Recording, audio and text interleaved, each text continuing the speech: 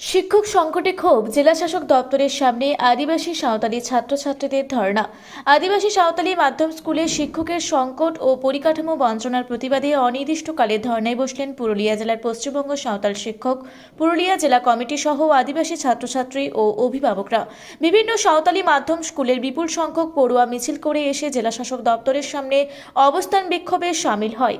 বিক্ষোভকারীদের অভিযোগ, জেলায় মোট 6টি আদিবাসী সাঁওতালি মাধ্যম বিদ্যালয় থাকলেও কোথাও পর্যাপ্ত শিক্ষক নেই। বিষয়ভিত্তিক শিক্ষকের অভাবে পড়াশোনা কার্যত মুখ থুবড়ে পড়েছে।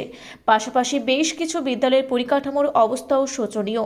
দীর্ঘদিন ধরে প্রশাসনের কাছে দাবি জানানো হলেও সমস্যা মেটেনি বলেই ক্ষোভ প্রকাশ করেছেন পড়ুয়াদের অভিভাবকরা। এদিন হাতে প্লে কার্ড নিয়ে রাস্তায় নেমে পড়ুয়ারা স্লোগান তোলে। তাদের সব কথা, জেলাশাসক সমাধান ও দ্রুত শিক্ষক নিয়োগের আশ্বাস না দিলে এই ধর্ণা চলবে।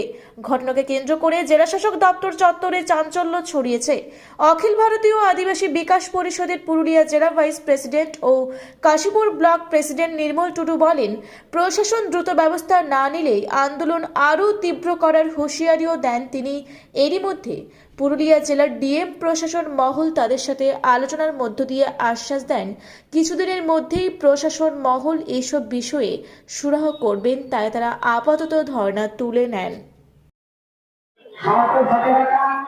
আজকের কর্মসূচির বিষয়ে বিস্তারিত দেখুন, আজকে যে কর্মসূচি আমাদের, সেই কর্মসূচিটা হচ্ছে পুরুলিয়া জেলার 6টা স্কুলে আদিবাসী যে স্কুলগুলো আছে সাঁওতালি লিপির অলচিকির মাধ্যমে, সেই সাঁওতালি মিডিয়ামের আমাদের স্কুলের বিল্ডিং নেই এবং পর্যাপ্ত পরিমাণে যেটা পড়াশোনার যে পরিবেশ দরকার সেই পরিবেশ নেই।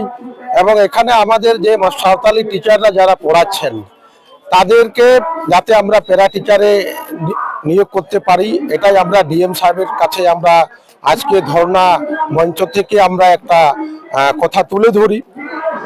আপনারা জানেন যে আমরা এখানে আদিবাসী সম্প্রদায়ের মানুষগুলো কোনো ধর্ম, কোনো গির্জা, কোনো মসজিদ, কোনো মন্দিরের কথা বলছে না। আমরা আদিবাসী সম্প্রদায়ের মানুষগুলো এটাই বলছি যে আদিবাসী সম্প্রদায়ের ছেলে মেয়েগুলো নিজেদের ভাষায় যাতে লেখাপড়া শিখতে পারে এবং সংবিধানের সম্পর্কে ভারতটাকে জানতে পারে, আইনটাকে জানতে পারে, এই বিষয় নিয়ে আজকে আমরা এই ধর্ণা মঞ্চ।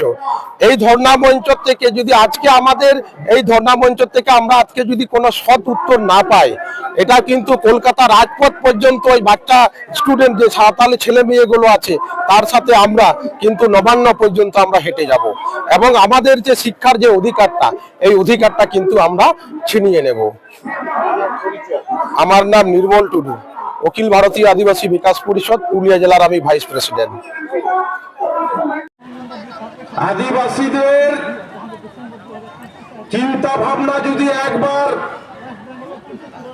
অবনতি বলবো না উন্নতির দিকে যদি চলে যায়, কিন্তু আপনার পুরুলিয়ার প্রশাসন বুঝতে পারবেন আদিবাসীদের কতটা ক্ষমতা আছে এবং আদিবাসীদের কতটা যোগ্যতা আছে। আজকে দীর্ঘ বছর ধরে আমাদের